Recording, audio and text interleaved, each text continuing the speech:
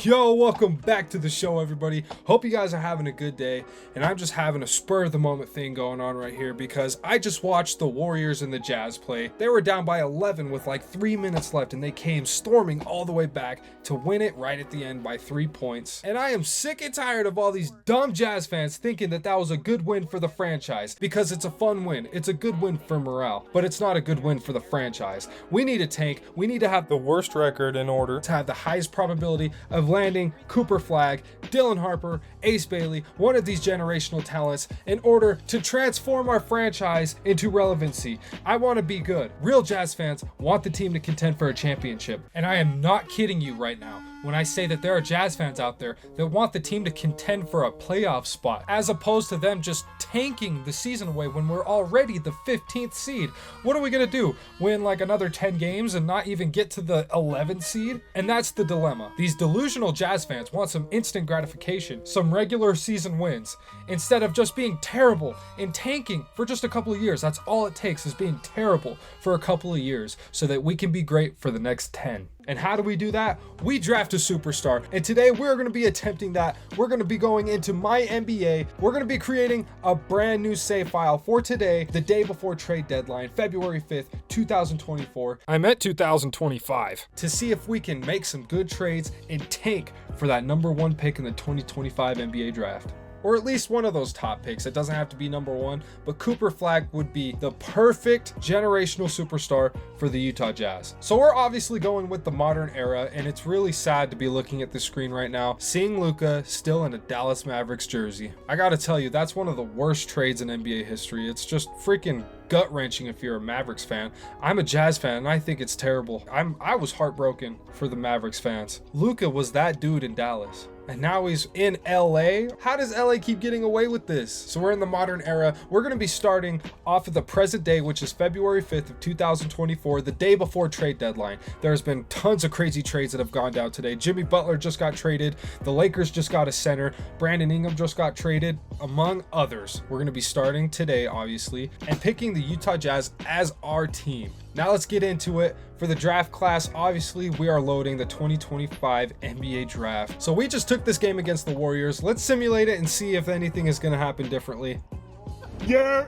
So we actually lose right here. I wish that was the case in real life, just so that we can remain the 15th seed in the West, because now the Pelicans just moved up above us, and so that means that we're in the number 3 spot, which is not good. So let's go into the trade finder really quick and see if we can find any trades for our guys: John Collins, Colin Sexton, or Jordan Clarkson. Those are our 3 main vets that we are looking to trade away. I really love all these guys. I don't want to see them go, but at the same time, I would like to see them on a contender so that they can compete for a championship. And I also want us to tank to the bottom of the West, just so that we have the highest odds to get the freaking number 1 pick. Isn't it obvious? Can we run a poll? Can we run a poll? Is it obvious? Is it obvious? Let's see if we can shop around John Collins and get a good trade package for him. Now in this situation, I'm not really looking to get full value back for John Collins. We're basically just selling him for pennies on the dollar just so that we can get worse in order to improve our draft stock. I am looking for the worst trade package, if I'm going to be honest. We're not really looking for first in the future because we're only doing this 1 year. Now going through a lot of these trade packages, a lot of them were giving really good value in return for John, but right here we're getting Lonzo Ball and a first round draft pick from the Bulls. We're obviously not going to be looking into that today. We're just going to be going out and getting Lonzo Ball right here, bringing one of the Ball brothers to Utah, as if that would ever happen. But right here we basically just sold off John Collins to the Bulls.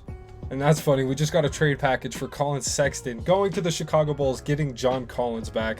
Obviously we're not going to be doing that, but right here I'm seeing Colin Sexton to the Orlando Magic for KCP and a first round draft pick. Now I like Colin Sexton on the Magic in real life. I don't think this is the trade package we would get in return, who knows, but we're going to be going right here and accepting this trade. So in all these situations I'm trying to avoid a trade exception because that I don't think those apply to real life as much. So Max says Prosper right here, I don't think this trade would happen in real life because there's a trade exception, so we're going to be staying away from trades like this. Now this trade right here has Jordan Clarkson going to the Wizards for Rashawn Holmes. They have matching salaries. With all these trades, I'm just trying to match salaries to be as realistic as possible. We're also getting a second round draft pick in return, so we're going to go ahead and accept this trade right here. And basically my game plan with all this is just to downgrade as much as possible. We're going to be delegating all these vets that we just traded for to the bench for our young guys. Now I think that would be a great move in real life. Just play the young guys, trade all the vets, develop the team, and hopefully lose some games while we're at it. So I haven't been able to find any trades for players such as KCP and Lonzo Ball, but that's okay. I feel like they're downgrades from Colin Sexton and Jordan Clarkson anyway. And we're going to have these vets such as Lonzo Ball, KCP, Rashawn Holmes, Svi Mikhailuk come off the bench. So those were all the trades that we just made. We got off of Jordan Clarkson, John Collins, Colin Sexton. Those are the three guys that I think would be the most likely to be moved in real life. And I feel like we downgraded just enough to make the team worse. We traded for some expiring contracts in Lonzo Ball and Rashawn Holmes. KCP has a couple of years left, but that's okay. We're going to have our youngins play out the rest of the year. Now let's simulate to the end of the season to see if we can tank our record and get to the bottom of the West. Taylor Hendricks' injury is fully healed. Man, I freaking wish, bro. That's a crazy thing to say, man. Like, that injury was horrible. So get the hell out of here, 2K. Now right here, we're actually getting a couple of wins, and so I don't really like the looks of that, especially against the Lakers. They just traded for Luka Doncic, so I don't know if that plays into this. It has to, man. Like, I don't know if these rosters have been completely updated, but right now we are tanking away the season. We're not even 20 wins yet. If we can stay below 20 wins on the season, that would be fantastic. And we get our 20th win right there, and we finish the season 20-62. Now in real life, I feel like that would be an amazing accomplishment to go 20-62, only get 20 wins, and hopefully that is one of the worst records in the league so that we can go to the bottom and have the best odds for the #1 pick. Nikola Jokic right here won the MVP, averaging 28, 12, and 10, a near triple-double, which is incredible. He just wins MVP after MVP. Alex Sarr wins Rookie of the Year. We'll see what happens in real life because Rookie of the Year is up in the air. Anybody can go and get it. Peyton Pritchard gets Sixth Man of the Year, which could also happen in real life. Victor Wembanyama got Depoy. Ahmed Thompson Most Improved. These are actually very solid, very realistic rewards. I feel like all of these could happen in real life. LeBron James gets Clutch Player of the Year. That's awesome.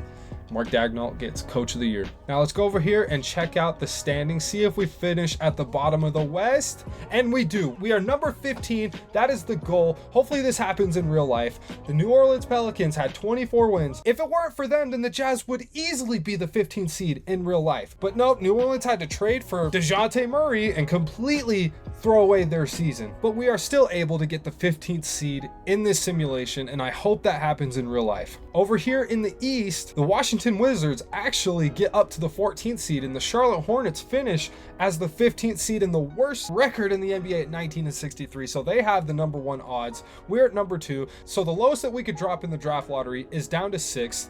Hopefully that's what happens in real life. We get, not that we drop to 6th, but that we have the #2 spot to have one of the best odds to get one of those top 3 picks. That's why it's imperative that we try to get the worst record in the league. I don't know if it's going to happen in real life, but we were only 1 loss away from getting that in this simulation, and I feel like that was successful. Now let's go over to the playoff tree. Let's simulate the play-in. If Dallas made it to the play-in with Anthony Davis, that would be funny. Victor Wembanyama and the Spurs get to the 9th seed, Golden State to the 10th seed with Jimmy Butler. Let's get through this and simulate the entire playoffs.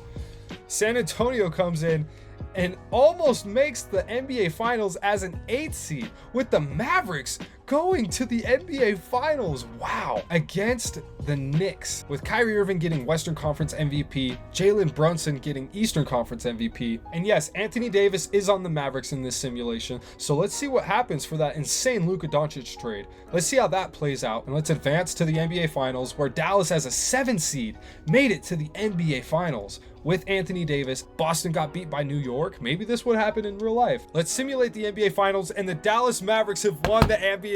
Oh my God. The Dallas Mavericks have won the NBA championship after trading away Luka Doncic. Is this prophecy? Is Nico Harrison right with trading away Luka Doncic? Fuck no, bitch! That is insane. That is just a crazy start to this simulation with the Dallas Mavericks winning the championship. I did not see that coming, but after trading away Luka Doncic, they pulled it off. Even though I still think that they lost the trade. Anthony Davis gets Finals MVP. Wouldn't that be insane if this all happened in real life? With him averaging 38, 2, 2, and 2. Now let's go into the offseason, advancing out of the 2025 NBA season. I think we have LeBron. Yeah, LeBron's retiring. I don't know if that's going to happen this year with Luka coming to the Lakers, but we'll see.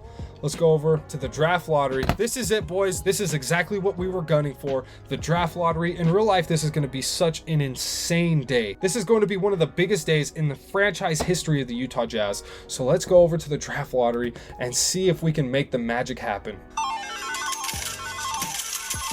Now we are tied with Washington and Charlotte with the best odds in landing the number 1 pick here. Let's see if we can make it happen. At number 14, the Rockets. All right, so they stay. We need all of these first 10 teams to stay in their spots so that they don't jump up to the top 4. That would be absolutely horrible. So everything is going good so far. No team can jump up, please. I'm probably going to jinx it, but so far so good. The Thunder, could you imagine if the Thunder did it, bro? Oh my God, that scared me, bro. But OKC still getting the 11th pick in this year's draft is crazy, man. They're still going to get a great player. Oh my goodness. At 10, Sacramento Kings, it all stays. Everything is looking good so far. I just wonder if all of these could happen in real life. I mean, we'll never know. Oh, okay. So the Pistons have jumped to the top 4. Yeah, the Pistons have jumped to the top 4. That is kind of scary because whenever a team jumps, it just means that there's less room for us. OKC stays at number 8. Wow, the 11th and the 8th pick to the Thunder is crazy. We get the Trailblazers right here. They stay at 7, which everything is so good so far, unless we see the Jazz right here at like number 6 or something. Okay, the Wizards fall to number 6. Oh my gosh. So that means that the Jazz can drop no lower than number 5. Prediction Jazz. Wait, hold on, what? Did we really just only get the number 5 pick, bro? Oh my God. The Pelicans get the 4. So the Jazz just dropped to 5. Are you fucking kidding me, bro? Who got the number 1 pick? The Detroit Pistons landed the number 1 pick in this NBA draft. So this is why you want to have the worst record in the entire NBA, because the Hornets right here had the worst record in the league and they only fell to number 2, which would also be a great pick if the Jazz were there. But we still get a top 5 pick in this draft, which would be a pretty great thing for the franchise. And let's sim all the way to the NBA draft just to see who we would be able to get right there at number 5. So obviously Cooper Flagg gets drafted number 1 to Detroit, but that's the thing about these simulations is that it's looking likely that they're going to make the playoffs this year. You never know, but one of these teams at number 9, they could leapfrog. Dylan Harper goes to the Charlotte Hornets. Asa Noel goes number 3, so that means that Ace Bailey dropped. Are they going to take Ace Bailey right here at number 4? Yes, they're going to take Ace Bailey at number 4, the Pelicans do. So who is going to be up for us? It's going to be VJ Edgecombe, I believe. There's Igor Demon, Trey Johnson, and VJ Edgecombe. I personally really like Trey Johnson, but VJ Edgecombe is a very athletic player. He's very good on defense, and the jump shot is coming along. Trey Johnson is great on offense, but I'm thinking that the Jazz are going to be prioritizing defense in real life. So we're going to be taking VJ Edgecombe right here with the number 5 pick. And hey, I'm not too mad with that. I think that was still a successful simulation. VJ Edgecombe is coming to the Utah Jazz. And we also have the 21st pick right here. Let's see who's available. 25 trade offers for our next pick. Fuck that. Let's choose our prospect. We have Hugo Gonzalez. Hugo Gonzalez dropping to number 21 is also very good. He is also a great perimeter defender and he's a good shooter. So we're going to be taking Hugo Gonzalez with our 2nd pick. Now I'm thinking that if we were able to get VJ Edgecombe and Hugo Gonzalez in this NBA draft, that would be very successful. Hopefully we can land one of those top 3 picks. Cooper Flagg is my dream. That should be every Utah Jazz fan's wet dream, is Cooper Flagg. Are you kidding me? Just the fact that there are some Jazz fans out there that aren't foaming at the mouth at Cooper Flagg is insane to me, bro. We are able to land VJ Edgecombe at the number 5 pick, which is a great pick for the Utah Jazz. If we can at least get him in this draft, I think it's a very successful year. And we were also able to get Hugo Gonzalez. I think that would also be a great pick for the Utah Jazz. So this was a pretty good simulation. I would say it's successful. Yes, I did want Cooper Flagg, but it's okay. So right now we're going to be going over another recording that I did, trading everybody away, trying to tear down the team so that we can try to tank for one of those top 5 picks. We traded away John Collins for Draymond Green, rerouted Draymond Green somewhere. We also traded away Jordan Clarkson and Colin Sexton, and we also finished 20-62 right underneath the New Orleans Pelicans. I'm hoping that the Pelicans get above us in real life and that we finish with the 15th seed at 20-62, just like we did with this video. Skipping over to the draft lottery. Here at number 4, we dropped down. The Pelicans leapfrogged us, so that means that we got a top 3 pick, and we landed the number 3 pick right here in this simulation. So this was the best result that I've gotten in any of these simulations. I actually did a past simulation where I traded away Larry Markkinen to the Warriors before he signed that contract. And in that simulation, the Jazz were able to get the #1 pick. That is the only one of these 2K simulations where I was able to get the #1 pick. But in this one right here, at 20 and 62, I was also able to get the #3 pick. And in this NBA draft, the Charlotte Hornets obviously selected Cooper Flagg at #1 right here. #2, the Raptors take Dylan Harper. And right here at #3, if the Jazz get one of these top 3 picks, that'll be a very successful tanking year. And at this #3 pick, we were able to take Ace Bailey. Now, out of these 2 simulations, obviously we're going to be wanting the higher draft pick, hopefully #1 with Cooper Flagg. But if it's going to be Ace Bailey or VJ Edgecombe, I will take that as well. That is what I want as a Utah Jazz fan. I want us to get a generational star, if not just a great player in the draft. That's how you transform your franchise and become good again. And some of these other Jazz fans out here just want us to be mediocre. You call yourself a real Jazz fan and you want the Jazz to contend for the play-in? You're insane, bro. I'll take the odds. I'll keep dreaming. And that's what I'm talking about. I hope you guys enjoyed this video. I hope that we only get 20 wins or less in order to get one of those top 5 picks in the draft. Hopefully top 3, hopefully top 1. In both of these simulations, we got the #5 pick and the #3 pick. That would transform the franchise and that would be amazing. So that'll be the video. I appreciate you guys for watching. My camera just died, so that's a sign for me to let you guys go. And we will see you in the next one. Peace out.